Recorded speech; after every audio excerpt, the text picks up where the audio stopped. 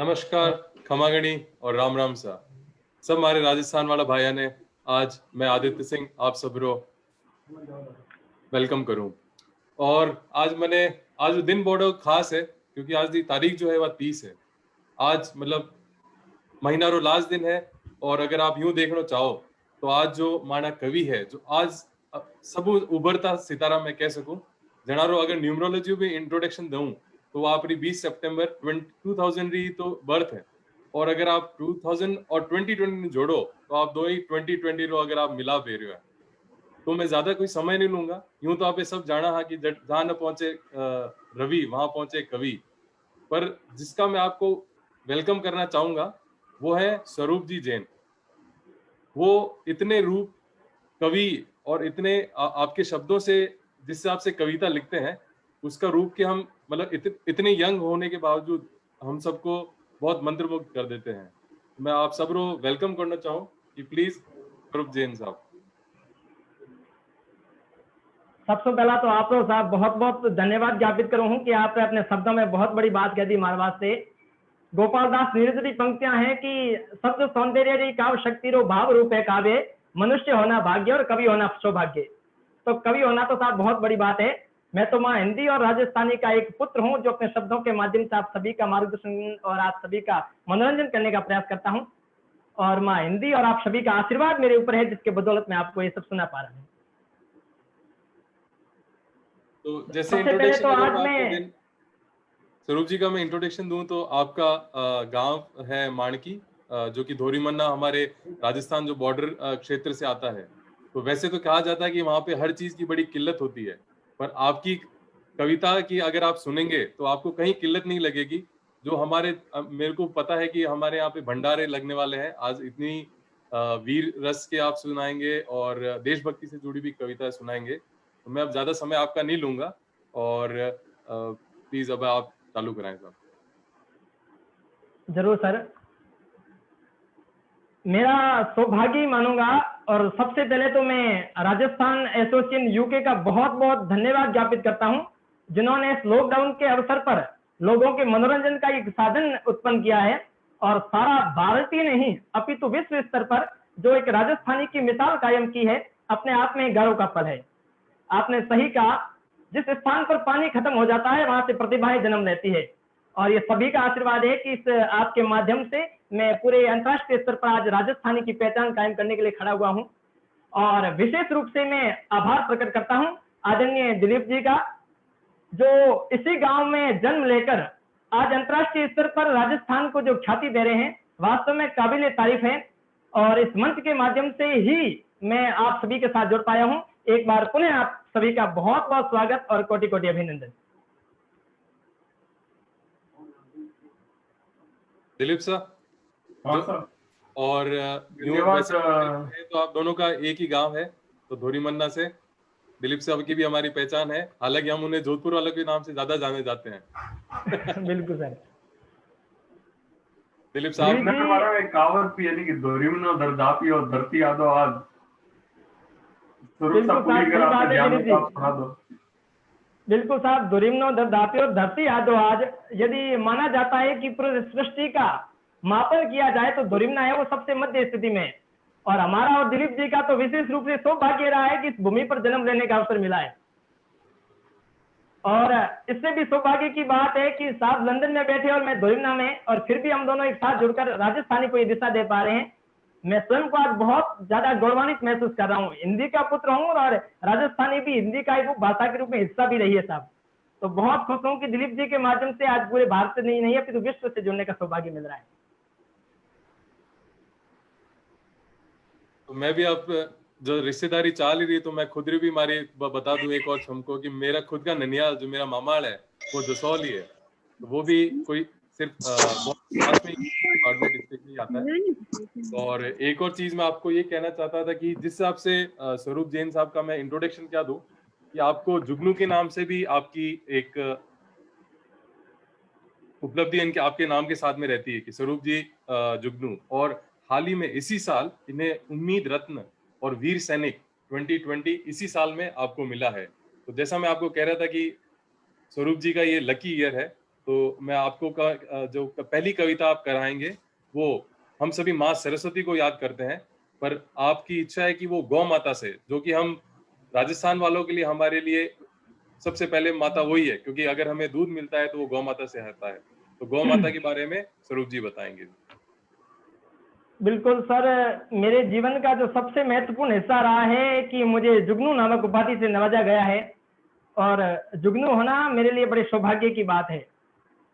मैं वंदना हूँ कवि कुल की, वाणी का प्रेम पुजारी हूँ, उच्चारण हूँ चारण कुल का, शब्दों की नई रवानी हूँ, मैं मिट जाऊं अंधेरे में, जुगनू की चमक रवानी हूँ, कलमकार हूँ शब्दों का, कलम का नया पुजारी हूँ। आज इस देश में जो गौ माता की दशा हो रही है, वास्तव में वो सोचने योग्य है। गावो विश्वस्य मात्र और वंदे गो मातरम की जो संस्कृति रही है, ये अपने आप में केवल और केवल भारत देश में ही देखी जा सकती है, और उसी चीज को कलमबद्ध करके आपके समक्ष गौ माता की दशा है वो प्रकट करना चाह रहा हूं, साथ दीजिएगा। सुन लो मेरी दर्द कहानी, कैसा मंजर छाया है, जिस घर की मैं रक्षा करती उसे कसाई लाया है, बछड़ा मेरा रोता पल पल मुझे घसीटा जाता है, और भूखा रख करके मुझको चाबुक से पीटा जाता है। बछड़ा मेरा रोता पल पल मुझे घसीटा जाता है, भूखा रख करके मुझको चाबुक से पीटा जाता है। रोज कटे जब मेरी काया, खूनी खिल खिल हंसता है, क्या खून तुम्हारा नहीं उबलता, इस खून में पानी बसता है। बेबस रोती आंखें मेरी, मैं खुद पर शर्मिंदा हूँ, मेरे अपने भूल गए हैं, बस गीतों में जिंदा हूँ। मैं गौ माता के जीवन का हाल बताने आया हूँ, गौ माता की विडंबना को तुम्हें सुनाने आया हूँ, गौ माता की विडंबना को तुम्हें सुनाने आया हूँ। गौ माता कहती है, जब वो दयनीय दशा में होती है, वो कहती है कि जिसको मैंने खिला पिलाकर अपने हाथों बड़ा किया, आज उसी ने ला करके दुश्मन के आगे खड़ा किया। मैं माता हूँ, दोष किसे दूं, ये तो मेरे अपने हैं, पर शायद लगता है मुझको ये तो केवल सपने हैं। मैं उन पापी हत्यारों को सजा दिलाने निकला हूँ, मैं गौ माता की कहानी तुम्हें सुनाने निकला हूँ, मैं गौ माता की कहानी तुम्हें सुनाने निकला हूँ। बहुत ही गौ सुंदर। माता के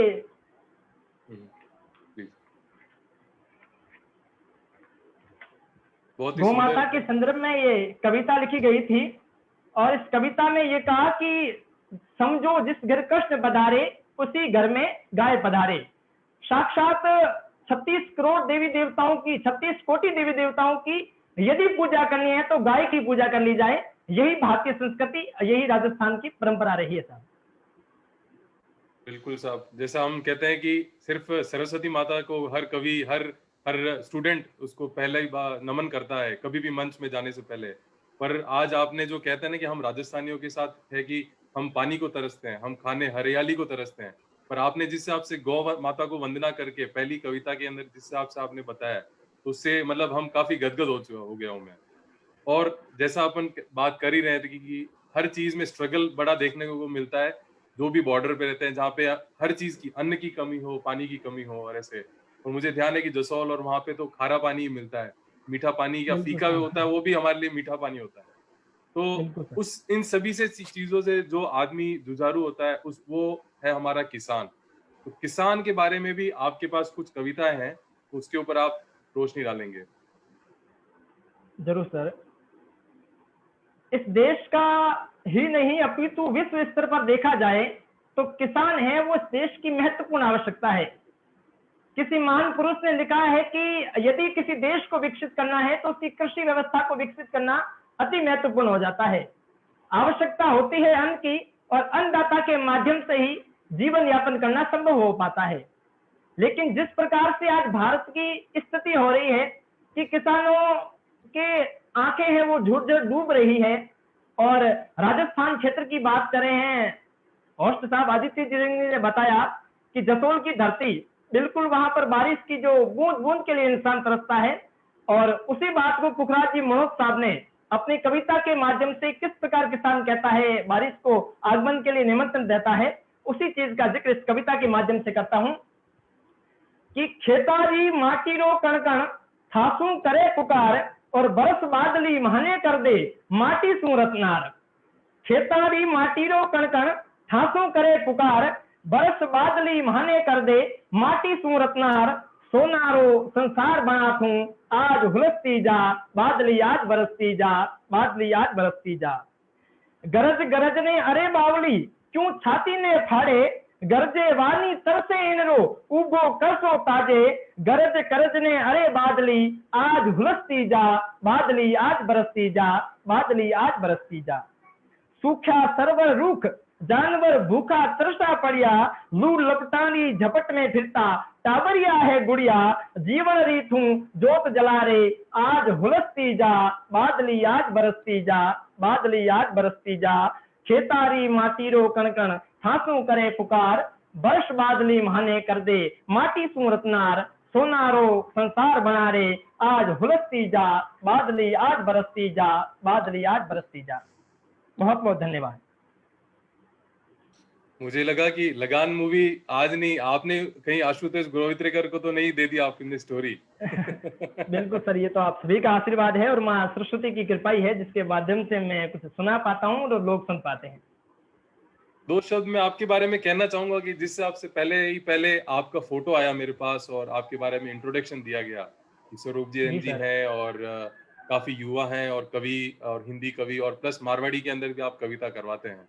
तो मुझे लगा कि ये काफी एक कोई ओल्ड होंगे और उनका कोई यंग बंदे का ही किसी का फोटो है।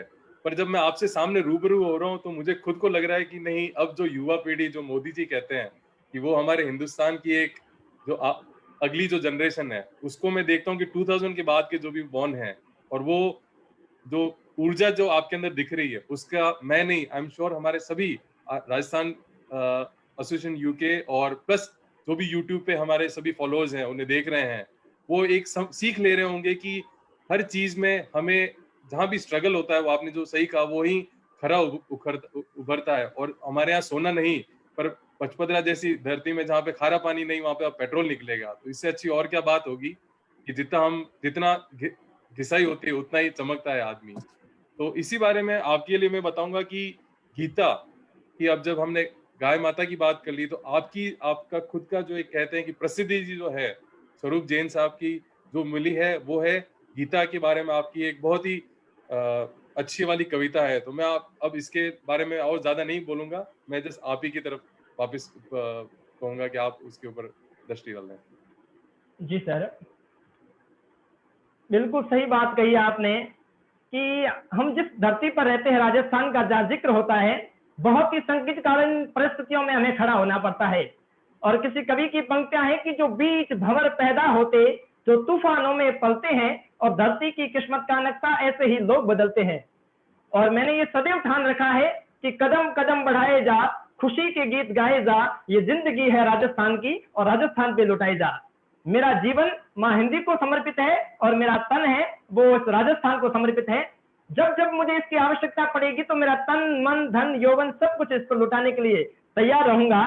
और गीता की जहां पर आपने बात कही, तो मैंने जब महाभारत के उस ग्रंथ को पढ़ा, जब महाभारत को देखा, तो सबसे महत्वपूर्ण पक्ष था कि भगवान श्री कृष्ण उस साक्षात युद्ध के अंदर शामिल थे और अर्जुन ने अपने हथियार है वो नीचे डाल दिए थे। अर्जुन ने कहा कि जिस व्यक्ति से मैं युद्ध कर रहा हूं, मेरे भाई हैं, मेरे मामा हैं, मेरे भांजे हैं, उन्हें मैं मार नहीं सकता। जब वो स्थिति प्रकट हुई तो भगवान श्री कृष्ण खुद ने कहा, यदा यदा ही धर्मस्य ग्लानि भवति भारत। जब जब इस देश पर अधर्म की प्रगति होने लगेगी, तब तब आप जैसे लोग खड़े होकर धर्म का डंका बजाएंगे। और उसी चीज को चरितार्थ करने के लिए इस कविता के माध्यम से मैं आपसे रूबरू हो रहा हूं। मेरी कविता प्रारंभ करता हूं, साथ दीजिएगा। वीर सूरमा खड़ग धनुष, वीर सूरमा खड़ग धनुष, सब रण क्षेत्र में पड़या और नाता रिश्ता तो धर्म रे खाती ही सबड़या। नारायणी सेना रे आगे पांडव 5 सितारा और खुद अर्जुन ने रखने हाकण वाला केसो प्यारा। खुद अर्जुन ने रखने हाकण वाला केसो प्यारा। कुरुक्षेत्र धरती रा अब चमकन लागा तारा। 5 जना बजा के सबने रण भेरी ललकारा। रथरा पहिया घूमन लागा डंका बाजन वाला। पण अर्जुन ने गांडीव हाथ सू पया हाथ सू नारा। भाई मामा भांजा ने अर्जुन कहता है कि मैं उन पर वध नहीं कर सकता, उनका वो सब मेरे अपने हैं। वो लोग जिन्होंने मुझे ये तीर चलाना सिखाया है, उन लोगों पर मैं वार नहीं कर सकता। भाई मामा भांजाने कीकर हाथासु वध करूं, गुरु पिता मारी छाती ने बाणासु प्रणाम करूं। सब मोटा है घर में हमारे, हाथ उठा नहीं पाऊंगा। केशव शंखनाद ने रोको, मैं माफी मांगने जाऊंगा। हे केशव शंखनाद ने रोको, मैं माफी मांगने जाऊंगा। उस समय बोले कि बोला पांच रणभेरी में सब अपना ही खड़ा हुआ है, पांचों पांडव इनसो नहीं सीख सीखने बड़ा हुआ है। हे केशव हमारी मन इच्छा, राज पात्रो त्याग करो और 5 गांव भी को नहीं लेना, युद्ध नीति विराम करो। जब भगवान श्री कृष्ण से द्वार में जाते हैं तो उन्हें कहते हैं कि इन्हें राजपाट नहीं चाहिए पांडवों को। हे दुर्योधन, केवल और केवल आप 5 गांव दे दीजिए इन पांडवों के लिए।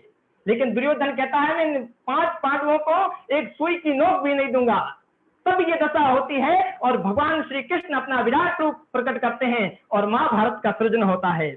बोला केशव है पात सुन, पांचालीरा केस सुखा है, द्रौपदीरा अंबर खींचण वाला दुशासन जिंदा है। लाख ने घर ने आग लगावन वाला ने थू भूल गयो, और नाता रिश्तारी बात करे गांधार करतूता भूल गयो।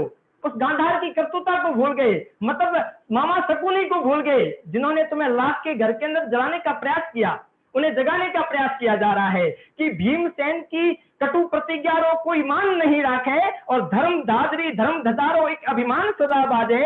सहदेवरी मनरी इच्छा किन किन बताऊंला, नकुलरी मौन साधना संग भीष्म प्रतिज्ञा गाऊंला, और नकुलरी मौन साधना संग भस्म प्रतिज्ञा गाऊंला।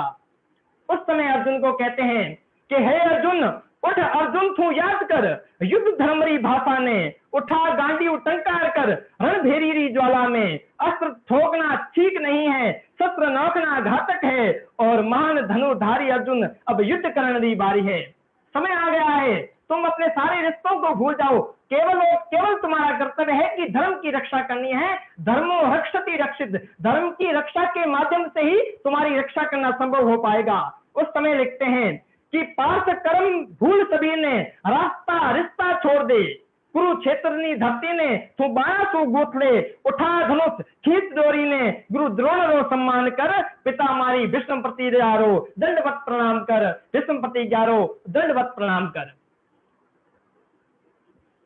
जब वो इस दशा को देखने लगते हैं, सुनता ही जब भगवान कृष्ण अर्जुन को ये सारा बात सुनाते हैं, गीता का सार सुनाते हैं, तब अर्जुन जगता है कि मेरे सबसे पहला जो कर्म था वो धर्म की रक्षा था। और वो क्या दशा होती है कि सुनते ही अर्जुन रे मन में, ये सब सुनते ही अर्जुन रे मन में आगरी ज्वाला फूटी ही, धनुर्धारी अर्जुन री बाणा दुश्मन री छाती टूटी ही। केशव रे उपदेश री गंगा खुद अर्जुन ही सुनावे है, सुनो पाठ धर्म री गीता खुद केशव ही गावे है। सुनो पाठ धर्म री गीता खुद केशव ही गावे है। और कर्म छोड़ो झंडो ऊंचो, धर्म केशव री काया है। अर्जुन थारी धनुर्विद्या इतिहासों री माया है। नमन करूं प्रणाम करूं गीतारो सार बताऊंला, अंधकार रे घोर तिमिर ने मैं जुगनू बनकर आऊंला। अंधकार रे घोर तिमिर में मैं जुगनू बनकर आऊंला, अंधकार रे घोर तिमिर में जुगनू बनकर आऊंला। बहुत बहुत खूब। आज मतलब मैं हिंदी में और बहुत बड़ा बड़ा सब महाराज लोग और गीता महाभारत और माँ लोग सब टीवी माते देखी है सब। अबार खैर राजस्थान में दूरदर्शन में भी चल रही है, पर जो राजस्थानी रामायण जो मारवाड़ी रामायण आप जो गीता रो व्याख्यान करियो है, जो आप मैंने बताई है, और स्पेशली जो भीष्म पितामह और अर्जुन रो जो आप रोल बताए हो, तो अबार वही वाली चीज है कि भाई कोरोना है तो वो एक धर्म भी है आपनो कि आपने सबने सोशल डिस्टेंसिंग भी रखनी है, लोगों बाहर दूर भी रहना है। और जो अबार जो बीमारी चल रही है, तो मतलब यही है कि भाई आप अगर पेरेंट्स अगर आप दूर रह रहे हो, या काका मामा या आप थोड़ा एक ही सिटी में है और वह अगर अलग एरिया में है, तो अपने वही धर्म निभाना है जो बार अपने जो सरकार कह रही है कि सिर्फ आप मेंटेन करा डिस्टेंसिंग, आप घर में रहो। और या चीज अगर आप दूरदृष्टि देखा तो वन टाइम भी अर्जुन ने भी यही परिस्थिति कि भाई उसको भाइयों के पास जाना था, पर जिस हिसाब से उसको करना पड़ा, तो उन्होंने वही बोला कि हर चीज को हम जीत सकते हैं, पर जीता तभी जाएगा आदमी जो धैर्य रखेगा और साहस रखेगा। बड़ा मजा आया आपके साथ सुन के। बिल्कुल साहब, राजस्थान में कहावत भी है कि मिनख घणाइन जगत में और मिनखा घणो सुगाड़, जठ मिनखारो मिनख पड़ो और पठ मिनखारो काल। तो वो लोग नहीं रहा, उन लोगों की बातें हैं वो आज बहुत महत्वपूर्ण हो जाती है। कहा जाता है कि पंछी बोले प्रेम सु आ मीठा मीठा बोल, पवन सुनावे बांसुरी मिश्री रस में घोल, हिबड़ो हर खेने गणो ए घर आया मेहमान और मोती मूंगे मेहमान आरी भली बड़ी रहमान। आज हम सभी एक ही परिवार के साथ जुड़कर जो वार्तालाप कर रहे हैं, निश्चित रूप से एक बड़ी श्रृंखला के रूप में खड़ा होगा। और आदरणीय दिलीप जी पुंगलिया साहब से मेरी जब बात हुई और मैंने इस राजस्थान एसोसिएशन यूके के माध्यम से पता किया, तो पाया कि जब इस देश में ही नहीं अपितु पूरे विश्व में कोविड-19 कोरोना नामक महामारी का दौर चल रहा है और राजस्थान एसोसिएशन जो लंदन के अंदर लोगों की सेवा में लगा हुआ है, उन्हें मास्क वितरण कर रहा है, उनकी भोजन की व्यवस्था कर रहा है, उनके रुकने की व्यवस्था कर रहा है, ये अपने आप में एक बहुत बड़ी श्रृंखला है और अपने आप में एक बहुत बड़ी बात है। कोई व्यक्ति अपने लिए तो सारा लोग सारा संसार जी रहा है, लेकिन बात तब बनती है जब हम औरों के लिए जिए। तो सबसे पहले तो मैं दंडवत होकर प्रणाम करता हूं पूरे राजस्थान एसोसिएशन यूके साहित्यकार और संगठन का, जिन्होंने संकटकालीन परिस्थितियों में लोगों की सेवा के लिए आगे आकर और राजस्थानी और हिंदी साहित्य के विकास के लिए जो कार्य कर रहे हैं, बिल्कुल सराहनीय है और काबिल तारीफ है। एक बार मैं पूरे धोरीमना शहर की ओर से आपका बहुत बहुत धन्यवाद ज्ञापित करता हूँ। धन्यवाद सर। और बात आप जो सही कही, माँ यही चाहूंगा कि जो भी है हम लोग सभी सिर्फ जड़ों से जुड़े रहें। कर्मभूमि सबकी अलग है और जन्मभूमि को जो इंसान भूल जाए वो इंसानियत ही नहीं रहती है। तो हमारा यही प्रयत्न रहता है कि हम हर साल यहाँ पे एक इवेंट करते हैं। हम इवेंट तो इसलिए बोलना पड़ता है क्योंकि आजकल हर किसी को लोगों को समझ ही आता है, तो उसका नाम हमने जीमण ही रखा हुआ है। जीमण की खासियत ही हम ये रखते हैं कि उसके अंदर हमें सिर्फ मारवाड़ी ही बोलनी है, वहां पे ना कोई बॉलीवुड गाना चलता है। और अब जो हमने 4 या 5 साल पहले से हम जो काम कर रहे थे, उसके अंदर ये था कि छोटे छोटे बच्चों को भी हम मारवाड़ी के गाने, उनको ये कहते थे कि नहीं आप कुछ भी बोलो पर हिंदी और इंग्लिश को, क्योंकि इंग्लिश तो यहाँ पे बाय डिफॉल्ट हमारे बच्चे सीख ही लेते हैं और इंडिया में भी इंग्लिश मीडियम चलता ही है, पर हम मारवाड़ी कब सिखाएंगे बच्चों को, कब हिंदी सीखेंगे। तो ये एक ऐसा हम चाहते हैं कि जब हमने यहाँ पे प्लेटफॉर्म चालू कर दिया, अब हमको लगता है कि नहीं हम हमारे देश वालों से कैसे जुड़ेंगे। तो हमने यही सोचा कि चलो अब ये वाला प्रयत्न करते हैं। और जिस हिसाब से हमें तो लगा कि हम सिर्फ शनिवार रविवार को हमें 2 या 4 कोई कवि मिल जाएंगे, पर जिस हिसाब से हमें जो हमारे अपनों का जो प्यार मिल रहा है उसका एक हर रोज अबे हमारे है कि हम ऑलवेज बिजी हैं और इसी तरह से हमें कद्रदान हम आप लोगों के बैठे हैं। आप लोग बस इसी तरह से हमें कविता सुनाएं और साहित्य से जुड़े रहें, राजस्थानी को प्रमोट करें। हम ये चाहते हैं कि जो स्ट्रगल हमारी पीढ़ियों ने देख लिया या हमसे आगे वाली पीढ़ियों ने देख लिया, वो इस वाली पीढ़ी नहीं देखे। ऑनलाइन का जमाना है, आप धोरीमन्ना से बैठ के और मैं यहाँ लंदन से बैठे आपको होस्ट कर रहा हूँ, पर बस एक यही है कि चाहे आप उधर पिए और चाहे मैं इधर पीऊं, तो बस वैसी है कि हम एक ही टेबल पे बैठे हुए हैं। और आई एम श्योर कि अभी सभी हमारे ऑनलाइन चाहने वाले जो भी लोग हमें देख रहे हैं उन्हें भी ये मजा आ रहा होगा। तो आगे इस चीज को और बढ़ाते हैं, या आप कुछ कहना चाहेंगे?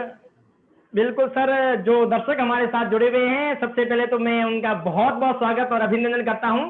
यही कहना चाहूंगा, राजस्थान की बात आ गई कि आंगणिये आप पधार्या कई मनुहार करा, मरुधर प्यालो प्रेम रो मैं सामे शीश धरा, फूला रो कई माजनो पलका देवा बिछाए और मैं मेहमान और पावना लेवा घना बधाए, मैं मेहमान और पावना लेवा घना बधाए।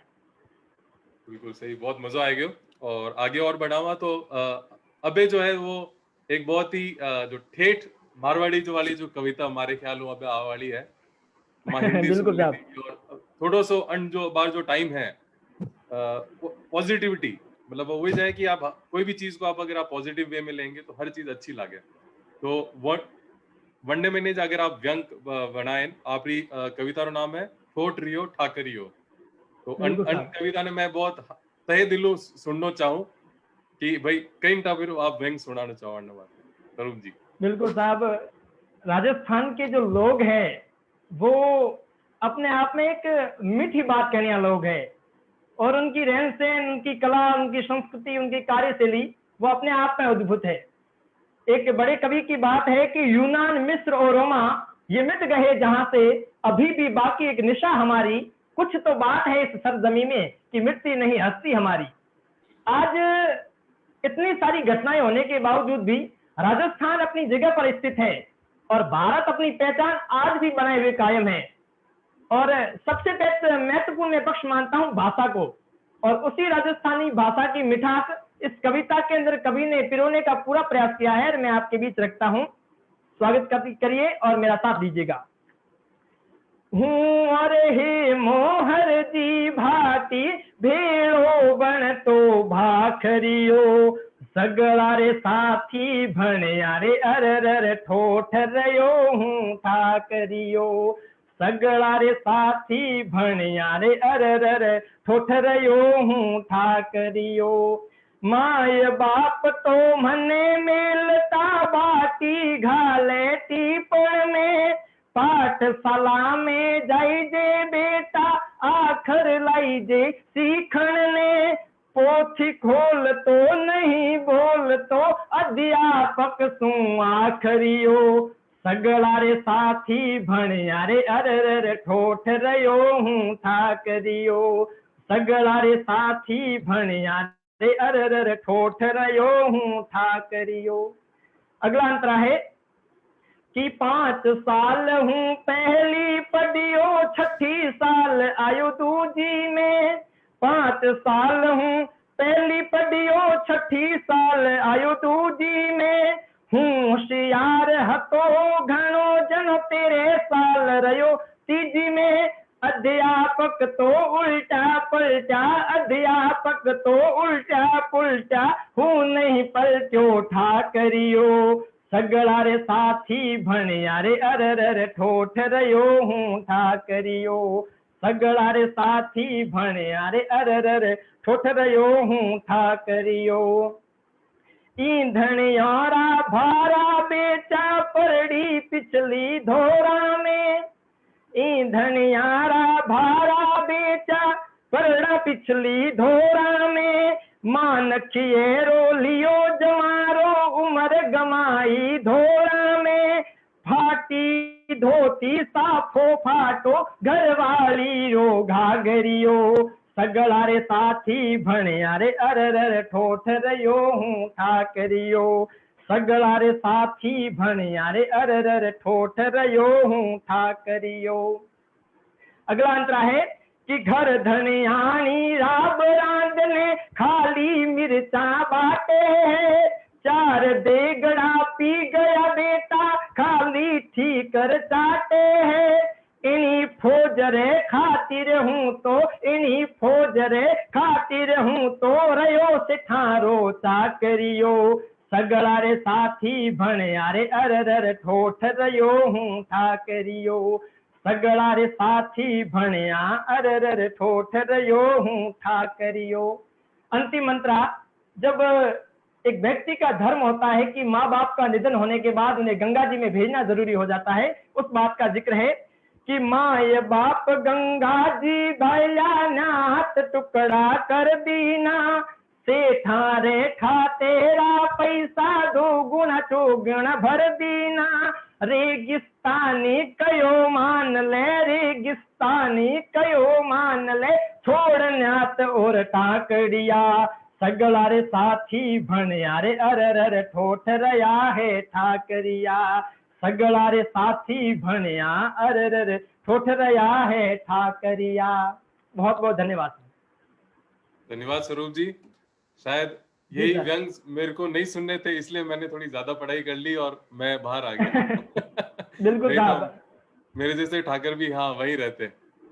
और बिल्कुल साहब, शिक्षा है वो बहुत महत्वपूर्ण हो जाती है, और ये कविताएं लिखना और कविताओं को समझना, इसके लिए भी महत्वपूर्ण हिस्सा है वो शिक्षा ही है।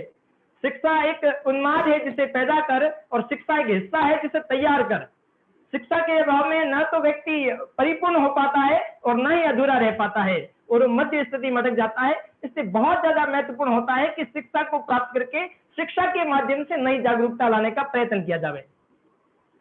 बिल्कुल, कि शिक्षा ही एक वो ऐसा दीपक है जो 10 मील दूर भी अगर जल जाए तो वो दूर से इतनी रोशनी फैलाता है।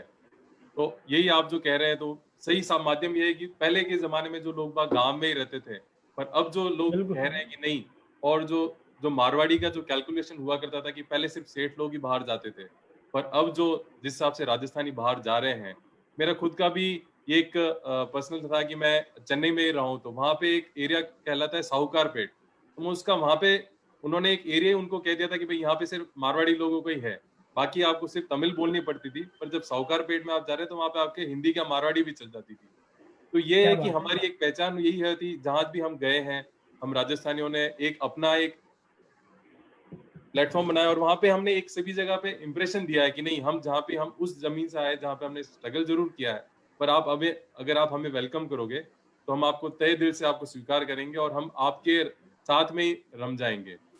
तो इसी बिल्कुल इसी के सर। साथ में जिस हिसाब से हिंदी है हिंदुस्तान, उसका मैंने जिक्र काफी आपके बारे में सुना गया है कि जो स्वरूप जी को एक जो पहचान मिली है, और या स्वरूप जी कैसे ज्यादा से ज्यादा जाने गए हैं लोगों के बीच में, न सिर्फ युवा पीढ़ी में, और तो बिल्कुल सर।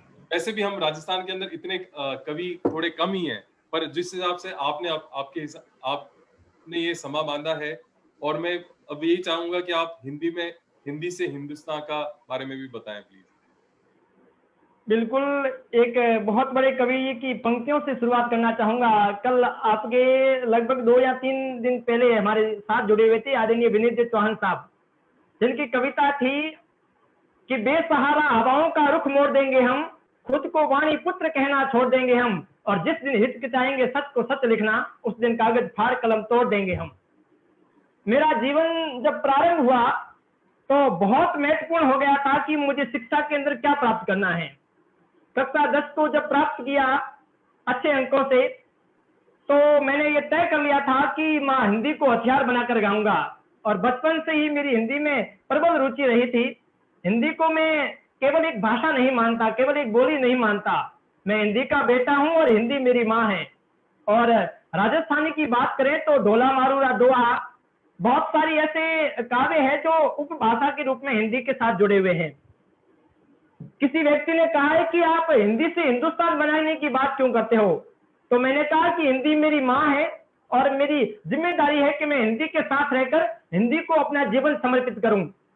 इसलिए ये कविता मैंने लिखी और आप सभी को समर्पित करता हूं, सभी हिंदी पुत्रों को समर्पित करता हूं, और यही निवेदन करूंगा कि आप सदैव हिंदी के समर्थन में खड़े रहें, हिंदी को राष्ट्रभाषा बनाने के लिए सदैव तत्पर रहें, और राजस्थानी को राज्य भाषा का दर्जा दिलाने के लिए आप प्रयत्न करें। राजस्थानी और हिंदी मेरा जीवन है, और उसी के आधार पर मैं इस काव्य संरचना से जुड़ पाया हूं, और ये हिंदी से हिंदुस्तान की जो कविता है मैं आपके बीच साझा करता हूं, आप सभी मेरा मार्गदर्शन कीजिएगा।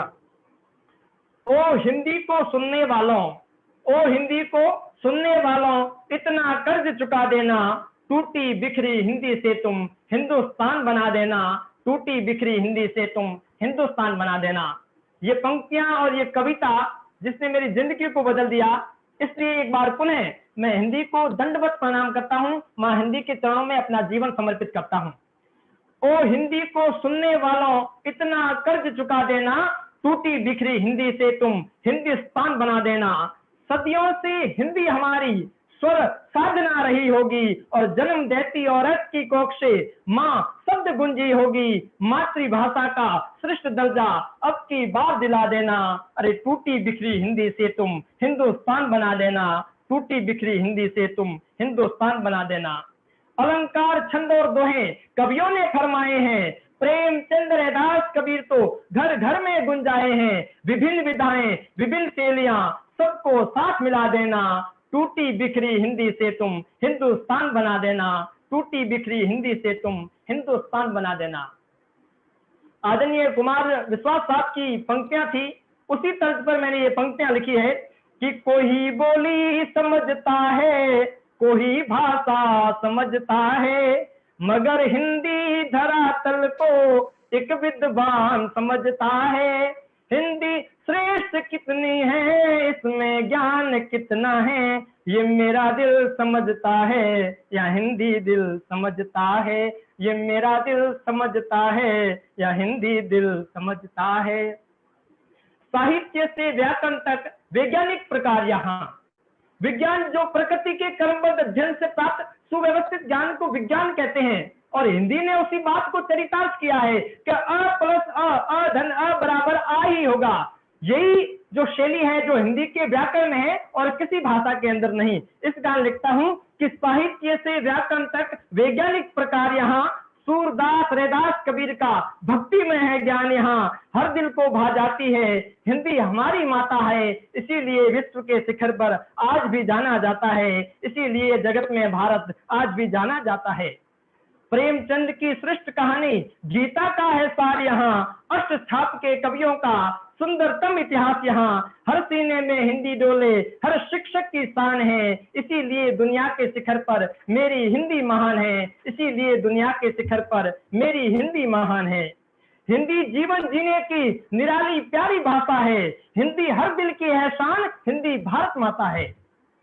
हिंदी जीवन जीने की निराली प्यारी भाषा है, हिंदी हर दिल की है शान, हिंदी भारत माता है। हिंदी तन में चलती है, हिंदी रग में पलती है, तभी तो हर कोने में आज हिंदी पूजी जाती है, तभी तो हर कोने में आज हिंदी पूजी जाती है।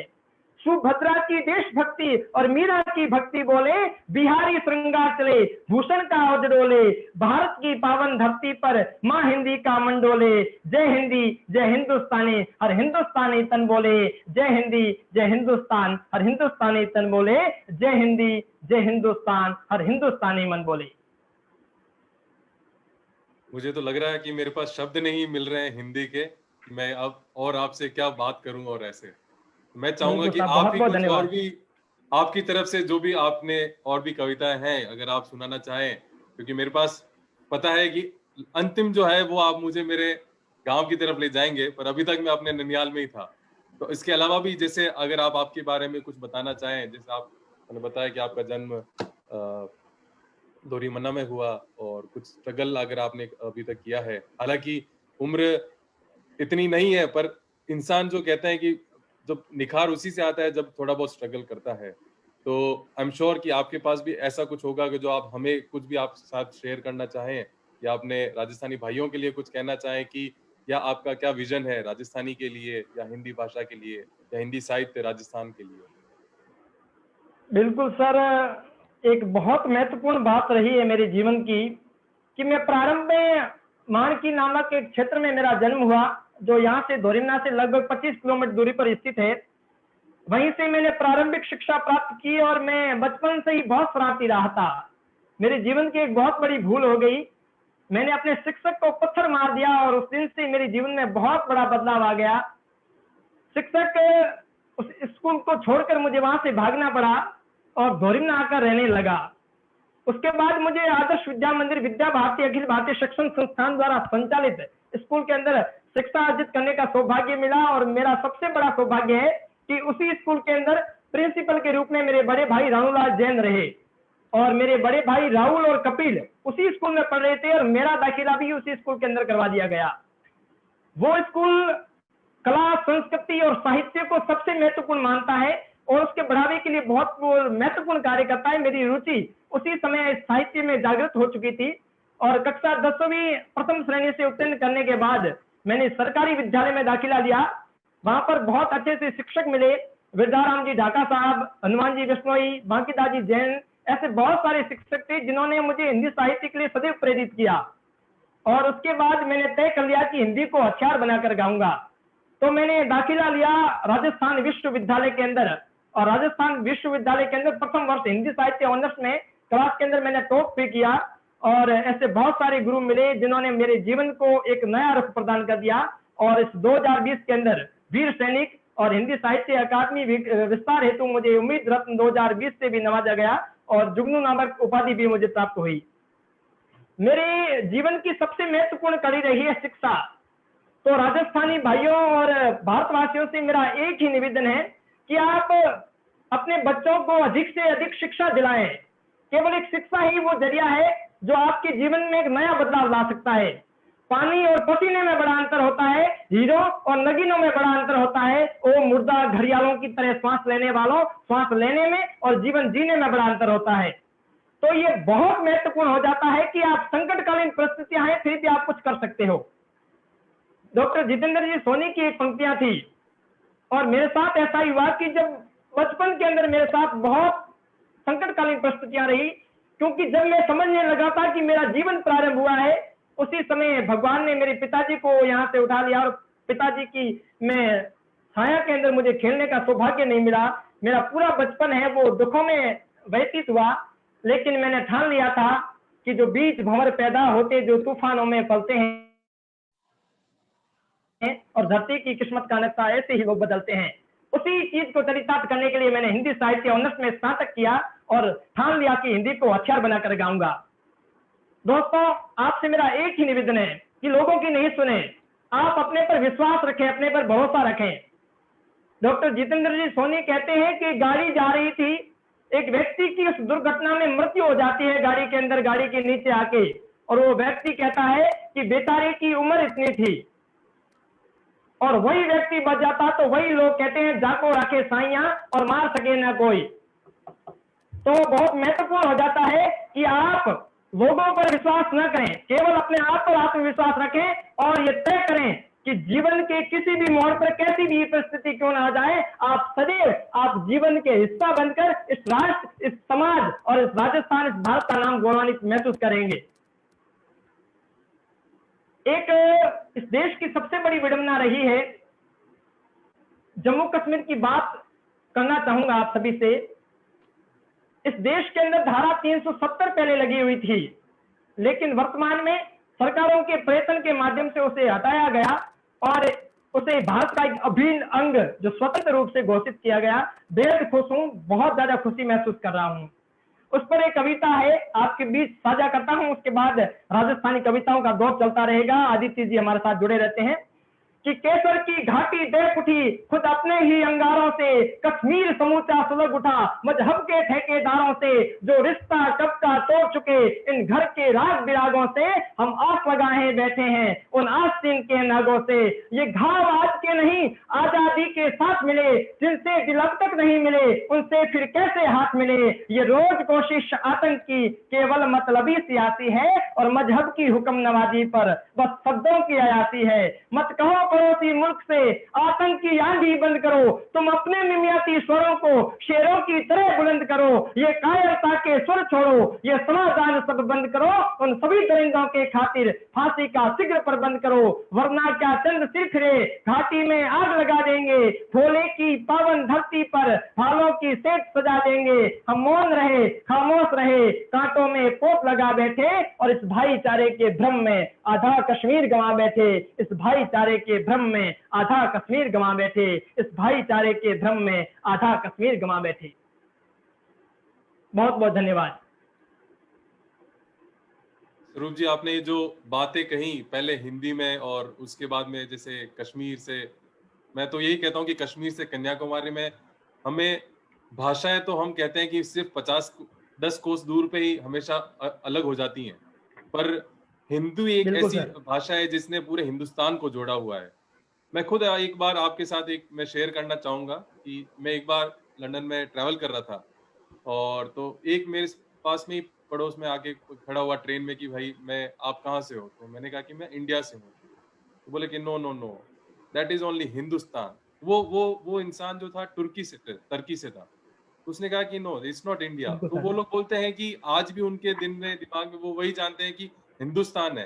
तो ये इंडिया या हम ये अभी नए हम कहलाना चाह रहे हैं कि हम मॉडर्न हो गए और ऐसे, पर जो आज भी हम जो कहते हैं कि वो हिंदुस्तान जो था या भारत माता का जो हम हिंदुस्तान कहते हैं, वो हमें एक अपनापन जोड़ता है और हिंदी से जोड़ता है। तो आपकी जो कविताएं हैं वो बहुत ही सराहनीय है, उससे हम सभी जुड़े। और आज की जो जनरेशन में वही कहता हूँ कि हम सभी उनको यही कहना चाहते हैं कि अपनी मातृभाषा से बात करें, मातृभाषा में ही बोलें। और सबसे बड़ी मुझे पता है कि हम अगर राजस्थान का जिक्र करें, वीर रस की बात करें, तो हरे घास की रोटी और महाराणा प्रताप का अगर जिक्र ना हो तो वो एक अधूरा होता है। बिल्कुल। और मैं काफी खुशकिस्मत हूँ कि मैं भी उन्हीं के, मैं शक्तावत हूँ जो उनके भाइयों में से ही आते हैं, तो हम शक्तावत वंशज ही हैं। तो आप अगर हरे घास की रोटी श्री कन्हैयालाल जी सेठिया साहब की अगर आप कविता सुनाएं तो बड़ा ही मजा आ जाएगा सर। सर बहुत बहुत धन्यवाद। ये तो मेरा सबसे महत्वपूर्ण सौभाग्य रहा है कि आप उसी वंशज से हैं और आज जो मैं लाइव कार्यक्रम कर रहा हूँ आपके साथ कर रहा हूँ, ये मैं अपने आप में सौभाग्यशाली हूँ और स्वयं को बहुत ही गौरवान्वित महसूस कर रहा हूँ। कहा जाता है कि जननी जने तो ऐसा जन और कह दाता के सूर और नितर रहे बांझड़ी मती गंवाजे नूर। तो वो माँ की कोख भी स्वयं को गौरवान्वित महसूस करती है जब इस प्रकार के सूरों को, इस प्रकार के योद्धाओं को जन्म देती है।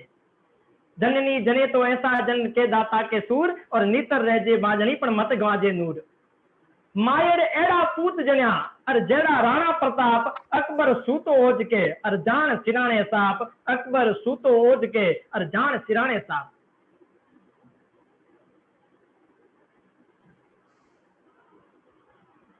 मैं हरे घासी रोटी कन्हैयालाल सेठिया जो राजस्थान के सबसे महत्वपूर्ण कवि रहे हैं उनकी कविता आपके मध्य साझा करता हूं और आपका आदेश तो मेरे लिए अध्यादेश है।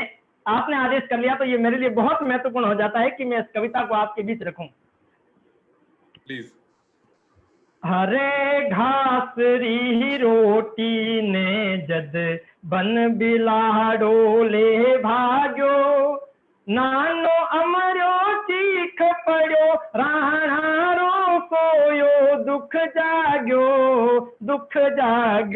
हूँ लड़ो घणो हूँ सयो घणो में वाड़ी मान बचावण ने पण पाछ नहीं राखी रण में बेरारो खून बहावण ने जद याद करूं हो जद याद करूं हल्दी घाटी ने आंसू रक्त उतर आवे सुख दुख रो साथी ते तकड़ो सूती सी हूँ कजगा जावे पण आज बिलख तो देखूं पण आज बिलख तो देखूं जद राज कंवर ने रोटी ने मैं छात्र धर्म ने भूलूं हिंदवाणी चोटी ने महला में 56 भोग जका मनवार बिना करता कोनी सो नेरी छाया नीलम रे बाजोट बिना धरता कोनी बाजोट बिना धरता कोनी। और आगे लिखा के हाय झका धरता पगला फूलारी कवली सी जा पर ए बात फिरे भूखा तिरछा हिंदवाणी सूरज राता बर आ सोच हुई दो टूक तड़क रायारी भीम वजर छाती आँखा में आंसू भर बोला मैं लिख दूं अकबर ने पाती। ये समय का सबसे इतिहास का क्लाइमेट रहा है जब अमर सिंह को बिलखता देख महाराणा प्रताप को लगा कि मेरा पुत्र है जो कभी राजवंश में सोने की थालों में और मनवार के बिना भोजन नहीं करता था, आज वो बिलख रहा है, आज वो टूट रहा है, अंदर से पूरी तरीके से टूट चुका था। लेकिन फिर उन्होंने सोचा और कन्हैयालाल जी सेठिया साहब लिखते हैं पण लिखूं किया जद देखूं आडावल ऊंचो लिया हिया चित्तौड़ खड़ो है मगरा में विकराल भूत सी लिया छिया हूँ झुकूं किया है आन मने पुल रे केसरिया बानारी मुँह बुझू किया है शेष लपट आजादी रे परवानारी पण फेर अमर री सुन बुस क्या। आखिर बेटा था, प्रताप ही गदगद हो गई कि मैं कैसे सहन कर सकता हूँ अपने बेटे को। जंगल में हरे घास की रोटियों के लिए जो बेटा तरस रहा था उसे देख कर लिखते हैं पण फेर अमर री सुन बुस क्या राणा रोही बड़ो भर आयो मैं मानो हूँ दिल्ली तन ने सम्राट संदेशो भिजवायो राणा रो कागद भाच हुयो अकबर रो सपनो थो साचो पण नैन करो विश्वास नहीं जद बाच बाच ने फिर बाचो। अकबर को विश्वास नहीं हुआ कि जो महाराणा प्रताप जिसके स्वाभिमान के विषय में जो काल रही राणा प्रताप मुगलों का लहू चाट लेता, उसका प्रलंकर भाला तो लाशों की धरा पाट देता, लेकिन कौमी हत्यारों ने छिपकर पीछे से वार किया, वरना मेवाड़ी सपूत मां की लाज रख देता। अकबर को यह पता था कि प्रताप ये कर नहीं सकता, लेकिन आखिर हुआ तो हुआ कैसे।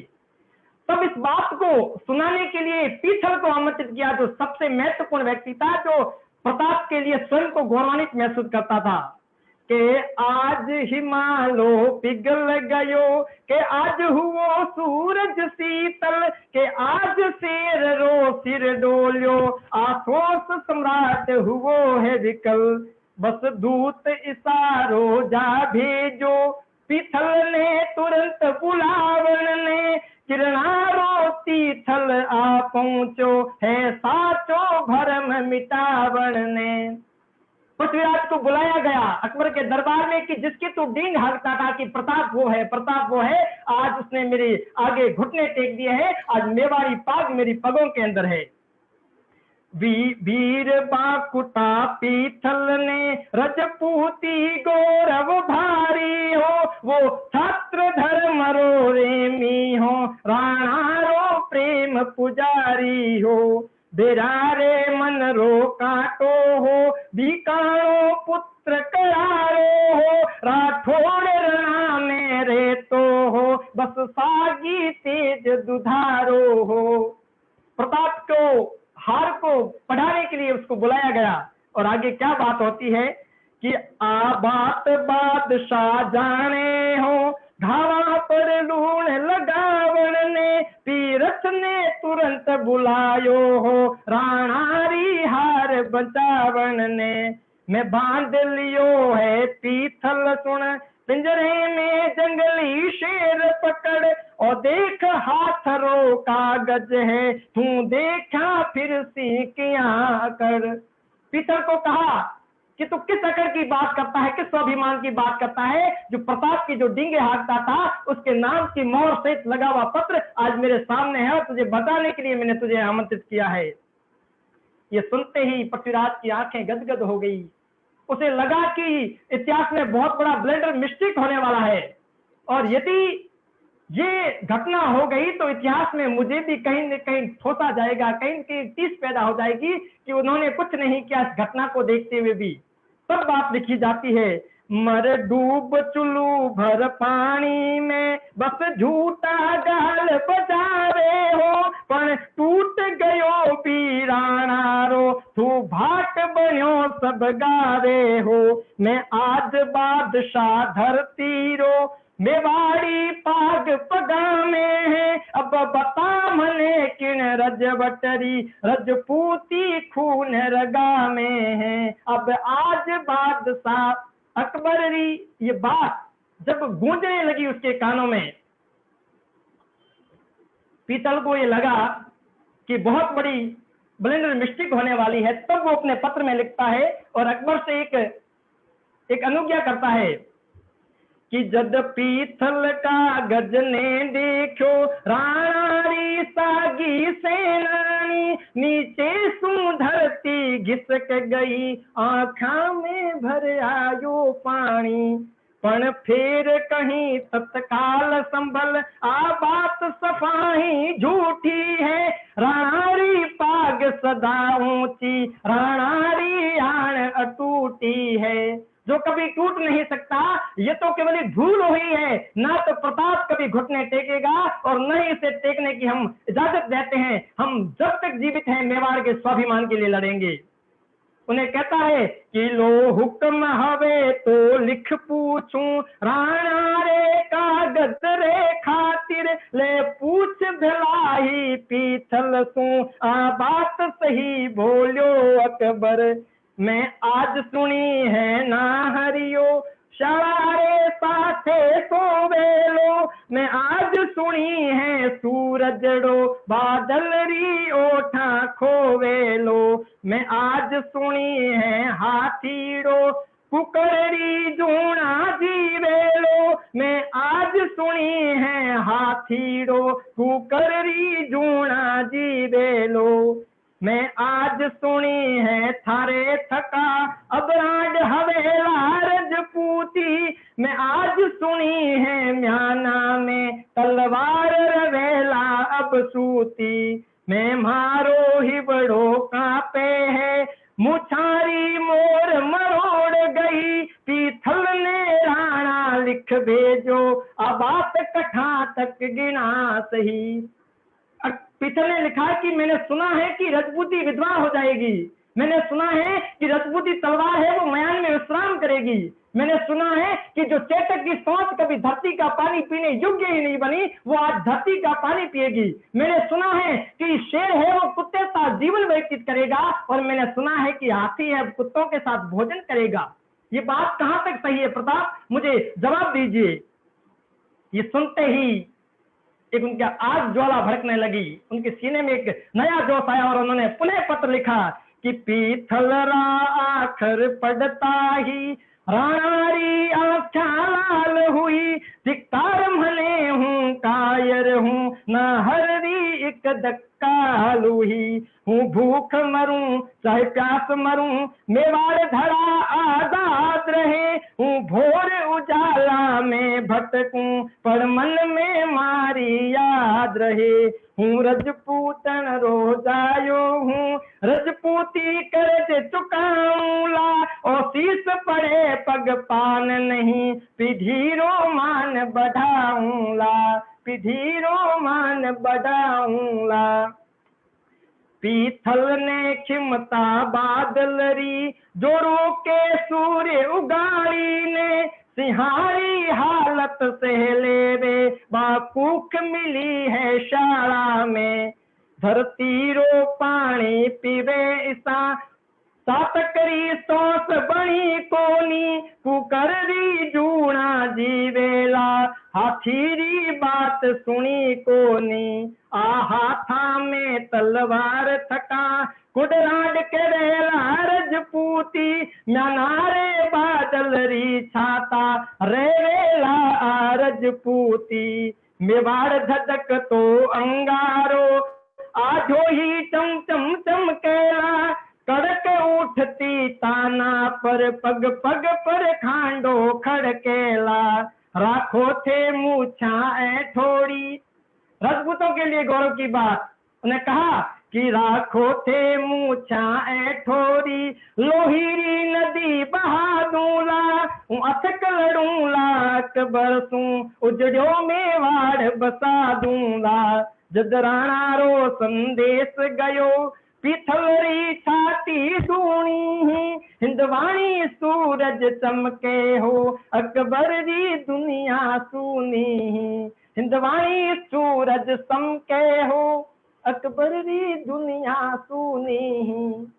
कितना इतिहास के अंदर बहुत बड़ी बात कि एक व्यक्ति भूल जाता है कि इस बेटे के लिए कि मैं इस गुलामी को स्वीकार करता हूं, लेकिन पीथल आता है एक जावंत के रूप में और सगाता है, और पुनः मेवाड़ के स्वाभिमानता के लिए हल्दी घाटी का युद्ध होता है, और इतिहास में इस युद्ध को स्वर्णिम पन्नों के अंदर लिखा जाता है। और राजस्थान की जब बात आती है, इस धरती की जब बात आती है, हम छोटे हैं तो क्या हुआ, काम बड़े कर सकते हैं, और पत्थर से पत्थर जोड़ो दोस्तों कई मंदिर खड़े हो सकते हैं। एक छोटी सी अवस्था में हम जो अमर सिंह को लगता देख, जो एक इतिहास की एक ब्लेंडर मिस्टेक को होते होते रुक गया और पुनः इतिहास को एक नई दिशा प्रदान की, हम सभी के लिए गर्व की बात है। और सबसे महत्वपूर्ण बात तो यह है कि हम इस देश के वासी हैं, और हमारे लिए तो सौभाग्य की बात है कि हम उस राजस्थान में जन्म लिया है जहां पर प्रताप जैसे सूरवीर जन्म लिया करते थे। आज तो आपने हमें से पूरे राजस्थान का और सभी का भ्रमण करा दिया। मेरे ख्याल से सिर्फ लंदन ही नहीं, पूरे अक्रॉस द वर्ल्ड में जो भी हमारे लोग हमें लाइव देख रहे हैं या बाद में भी इस वीडियो को देखेंगे, वो आज अपनी मातृभूमि से जुड़ गए होंगे, और वही नहीं और भी कुछ अपनी पुरानी बातों से अपनी मातृभाषा को याद कर रहे होंगे। तो अब मैं चाहूंगा कि आपका जो जोश देखा, तो मैं एक आपको भी एक उपाधि देना चाहूंगा। हालांकि आपने भी उनकी 2 लाइनें जरूर यूज करी थी, और आज की तारीख में वो बड़े फेमस कवि हैं, शायद हिंदी साहित्य का जो बता रहे हैं कुमार विश्वास जी, तो वही हमें आजकल कविता की तरफ ज्यादा झोंकते हैं। तो मैं अगर आपको कुमार विश्वास और राजस्थान कहूँ, तो वो कोई छोटी सी बात होगी, पर आज से हम आपको कुमार विश्वास ही कहेंगे, हमारे राजस्थान वाले। स्वरूप जैन बहुत साहब, बहुत धन्यवाद सर, ये तो मेरा सौभाग्य है कि हिंदी के उस प्रखर वक्ता का नाम मेरे साथ जुड़ रहा है। मैं चाहूंगा दिलीप जी भी और आए सर एक और बात यहाँ मैं और कहना चाहूंगा, आज जो ये राजस्थान की धरती से जो कार्यक्रम लाइव हो रहा है लंदन में, इस कार्यक्रम को करने के लिए जो दिलीप जी ने प्रयास किया है और आज आदरणीय आदित्य जी हमारे साथ मौजूद है, ये तो मेरा सौभाग्य है कि मैं जिस कविता का बखान कर रहा हूँ उसी वंशज से आप जुड़े हुए हो, ये मेरा सौभाग्य है। और दिलीप जी ने जो राजस्थानी कला, राजस्थानी साहित्य, राजस्थानी संस्कृति को एक अंतर्राष्ट्रीय स्तर पर जो मंच प्रदान किया है, ये अपने आप में गर्व की बात है। जब दिलीप जी ने धोरीमना की धरती पर ये बात रखी तो गौतम जी माली का मेरे पास कॉल आया कि दिलीप जी एक ऐसा कार्यक्रम करना चाह रहे हैं और गौतम जी के माध्यम से, वेदाराम जी ढाका, ओम प्रकाश जी विष्णु, इनके माध्यम से इस कार्यक्रम को और दिलीप से जुड़ने का मुझे सौभाग्य मिला।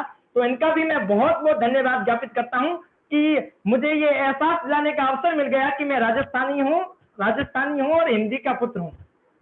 उनका भी मैं बहुत बहुत धन्यवाद ज्ञापित करता हूँ। स्वरूप भाई, अटे प्रयास राजस्थानी कल्चर भाषा ने पूरी राजस्थान एसोसिएशन यूके कर रही है। मैं तो एक कई नाम है स्वयं सेवक संस्था रहा। बिल्कुल सर, दिलीप जी एक बात तो मैं मान चुका हूं कि इस मिट्टी में ही इतनी ताकत है, इस मिट्टी में इतनी खुशबू है कि जहां भी यहाँ से व्यक्ति उठकर जाता है वहां से छोटा भारत अपने आप ही सर्जित कर देता है।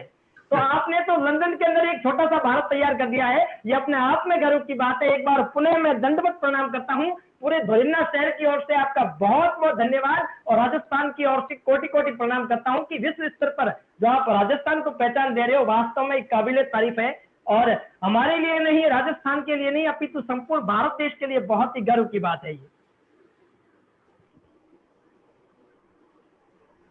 सही बात है, नहीं बहुत ही गर्व की बात है। और आदिवन्ना ने आपको एक अच्छा ये दे दिया उपाधि, कुमार विश्वास ऑफ राजस्थान। क्या बात है। बिल्कुल बिल्कुल सर, ये तो मेरा सौभाग्य है और मेरी इच्छा है कि जब भी मैं अंतर्राष्ट्रीय स्तर पर जब भी कार्यक्रम करूं तो मेरा इच्छा है कि ये मेरा पहला कार्यक्रम है वो आपके जगह हो, लंदन में हो, ब्रिटेन में हो और वहां पर मैं पहुंचकर राजस्थान की जो पहचान है वो कायम कर सकूं, राजस्थान और हिंदी को एक नई दिशा दे पाऊं। जी साहब, अब हम आज्ञा चाहेंगे। मैं काफी वही जैसे मैंने कहा कि मैं शब्दों की कमी है, क्योंकि कवि के सामने हम जरा सी भी झड़ी भी नहीं लगा सकते हैं और यहाँ पे तो हमारे यहाँ बारिश भी हो रही है, तो न तो हम आपके सामने दो बूंद भी नहीं कह सकते हैं। पर आपका बहुत बहुत धन्यवाद, आपने हमें आज जिस हिसाब से हमें याद किया है। और आप ये ऐसा नहीं कि आपने हमें जोड़ा है, हम भी आपसे जुड़े हैं और आपके थ्रू हम बाकी सभी पूरी दुनिया से जुड़ेंगे। तो हमारा यही चाहता है कि हम राजस्थान यूके हम सबसे मिले, हम जो भी यहाँ पे लोग जो हमारे हिंदी साहित्य या राजस्थानी को जो भी सपोर्ट करना चाह रहे हैं या राजस्थान के लिए जो भी नाम लेना चाह रहे हैं, हम उन्हें बस सपोर्ट करें। और इस कोरोना के टाइम में जहाँ पे सभी लोग नेगेटिविटी और है और लॉकडाउन के अंदर चल रहे हैं, तो हम बस ये करें कि बस कुछ पॉजिटिविटी जाए, जहाँ से लोग टीवी भी देख के और न्यूज देख के ऊब चुके हैं। एक कवि ऐसा स्रोत होता है जहाँ वीर रस होता है और वो अगर जोश दिला दे तो वो सिर्फ अपना देश क्या विदेश भी जीत सकता है, कहीं पे भी झंडे गाड़ सकता है। पर अभी ये जो महामारी चल रही है, यहाँ पे ना हमें किसी को हराना है, ये सिर्फ ऐसी लड़ाई है जहाँ पे हम सिर्फ घर पे रह के अपनी सेफ्टी और उसी से लोगों की भी सेफ्टी करेंगे। तो बहुत बहुत धन्यवाद स्वरूप जी जैन साहब आपका, और जब भी हम इंडिया आएंगे तो आपसे जरूर चाहूंगा कि मैं आपसे मिलूं। Thank you sir. बहुत बहुत धन्यवाद सर। बस अंत में किसी कवि की पंक्तियों के साथ आज का समापन करना चाहूंगा कि तन मन धन सब अर्पित कर दो इस अभिनव अभियान को और वंदन कर लो धारिमना की इस पावन धरा की शान को, हिम शिखरों से ऊंची कर लो राजस्थानी शान को और वक्त पड़े तो मस्तक दे दो राजस्थान की आन को, वक्त पड़े तो मस्तक दे दो राजस्थान की आन को। आप सभी का बहुत बहुत धन्यवाद। मुझे इस मंच प्रदान करने के लिए मैं राजस्थान एसोसिएशन यूके का कोटि कोटि आभार और अभिनंदन प्रकट करता हूं और अंत में यही कहना चाहूंगा कि गलती हो तो माफ करना, गलती हो तो माफ करना। हम आपसे जुदा नहीं, हम भी आखिर इंसान हैं, कोई खुदा नहीं, कोई खुदा नहीं। बहुत बहुत धन्यवाद, फिर मिलते रहेंगे। एक बार पुनः दिलीप जी का, आपका और राजस्थान एसोसिएशन के पूरे समूह का मैं हृदय की भीतरतम गहराइयों से, अक्षुण गहराइयों से कोटि कोटि अभिनंदन, बहुत बहुत धन्यवाद ज्ञापित करता हूं और विशेष रूप से आभार प्रकट करता हूं सभी श्रोताओं का जिन्होंने अपना अमूल्य समय निकालकर हमारे साथ लाइव जुड़े और 1 घंटे का समय देकर आज राजस्थान ही और भारत को एक नई दिशा देने का प्रयत्न किया। बहुत बहुत धन्यवाद। कोटिस प्रणाम।